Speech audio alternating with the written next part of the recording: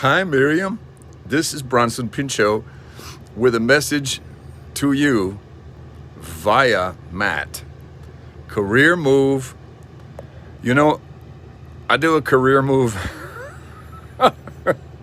every day, and I don't like it, but it's better than sitting on the edges of things. Like, I was just cleaning my bathroom, and like that stuff that's kind of like lurks in the grout and you can't really get it if you're mopping the floor bachelor style. Like, okay, so I sprayed the whole floor with Lysol, and then I just take a bath towel and I just get into everything with my toes.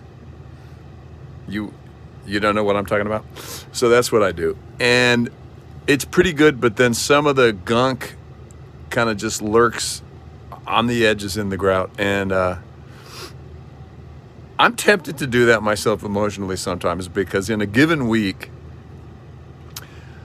I think that I have a career as an actor and I do some really interesting thing, and everybody says, wow, you're so creative and you're so much fun to have around. I just did my first nude scene, by the way. And then the next week, crickets.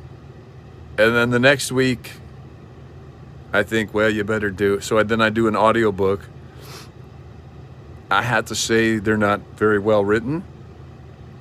I don't know why, but I have to make them sound like they're well written. And then I get the creepy crawlies, and then I consider being catatonic in the corner, but I never really go with that. Okay, I do for like 6 hours. 6 hours of catatonia is enough. And then it goes back again. So I know that you are you're heading back into the art department set decorating world, which is where your heart is. Hey, that's where my heart is. I have to tell you though, there's one thing I always feel bad about, and that is during one of the later seasons of Perfect Strangers, they decided to completely spruce up the set. I don't know why. Nobody's looking at the set. They shouldn't be. And there was a set decorator who was new, and she was only following, the mandate of the producers. But Mark Lynn-Baker and I came in, and it absolutely looked like my 93-year-old Italian grandmother's house. It was like floral pillows and ruffly curtains, and just, it was extremely like an old, sweet, adorable old lady's place. I don't know why we did this. I wish we'd done it differently, but we gathered up everything. We got two big, huge boxes, and we threw everything in it. It really wasn't very much. It wasn't like us. There's so many nicer ways we could have done it, but we didn't. We took gigantic boxes, like half the size of refrigerator boxes, and we just piled all this stuff in, lacy curtains and over exaggerated Cabbage Patch Dolly kind of things, and we just piled it in there and dragged it off to the corner and got on with our rehearsal. Wow, I could only imagine how that felt. I couldn't. It's one of those things.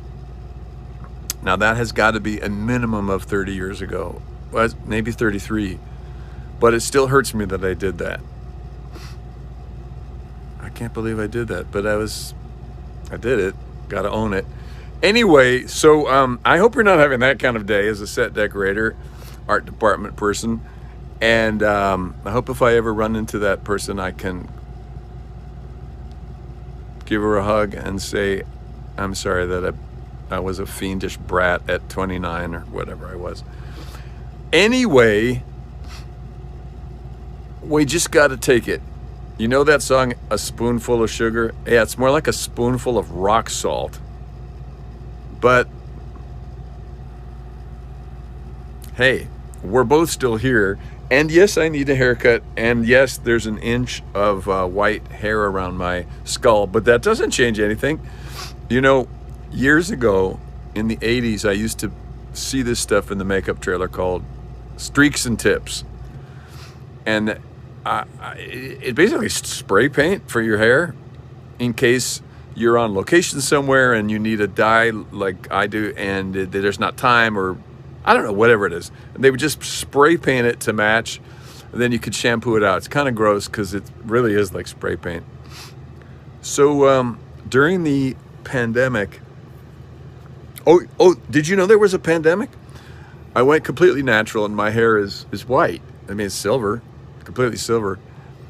And I went completely natural, and that was fun, but I don't like the way it looks on camera. So when I started to work again, I dyed it this, whatever this Beach Boy color is. But of course, it grows really fast.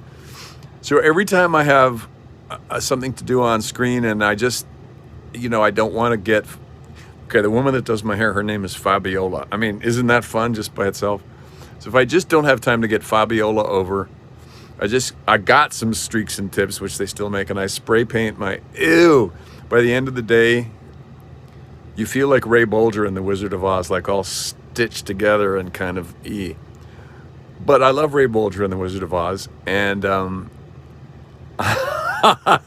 yeah, talk about stream of consciousness. But anyway, sending you loads of love, and I'm glad that you feel that I might be a nice person IRL, which took me, I thought it was URL, but then I guess it meant in real life. But I try to be, and I'm sending you lots of love, and some for Matt too, because it was nice of him to get this for you. Big hugs to both of you, rib squeezing hugs.